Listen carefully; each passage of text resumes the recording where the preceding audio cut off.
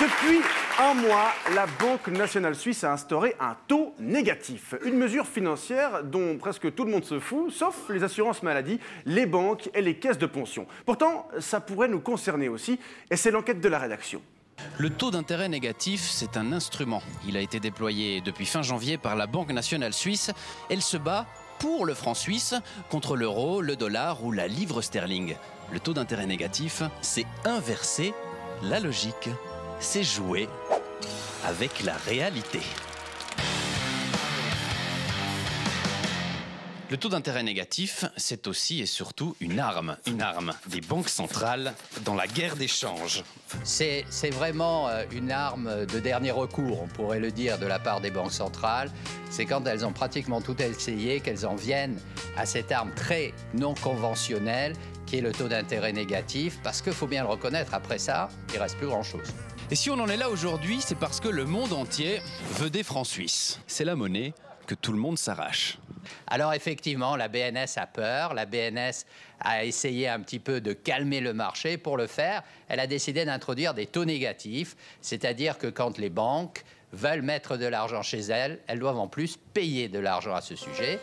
En Suisse, ça pose un problème concret à nos caisses de pension, nos retraites. Elles brassent et encaissent plusieurs milliards qui tout à coup vont rapporter moins.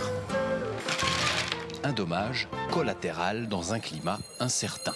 Au fond, c'est la sécurité que les gens recherchent aujourd'hui et c'est ça que nous donnons. Et le prix de cette sécurité est important et les gens sont prêts à même payer de l'argent pour pouvoir investir. Aujourd'hui, si je mets mes œufs dans un panier grec, espagnol, portugais ou européen, je sais pas trop ce qui va leur arriver.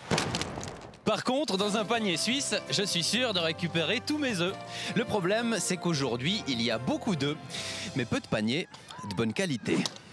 Quelque part, l'investisseur, il est coincé entre les deux. D'un côté, trop d'argent liquide. De l'autre côté, pas assez de possibilités d'investissement. Et tout ça, ça conduit à des taux négatifs. Taux d'intérêt négatif. Ça marche aussi dans l'autre sens. Ça veut dire qu'on peut me payer pour que j'emprunte de l'argent. 10 balles si tu m'empruntes 100 balles. Yeah! Fini de stocker, fini d'épargner. On va flamber. Les gens risquent de penser que, en fait, l'argent étant tellement bon marché aujourd'hui, il faut s'endetter, il faut dépenser. Je crois qu'il faut aussi garder en tête que c'est une situation qui ne risque pas de durer éternellement. Il faut quand même rester prudent. Pour l'instant, cette mesure ne concerne que les grandes institutions. Les petits épargnants, eux, ne devraient pas être touchés. Mais bon, tant que la Banque nationale suisse conjugue au négatif, vaut mieux rester prudent et utiliser les bonnes vieilles méthodes d'antan.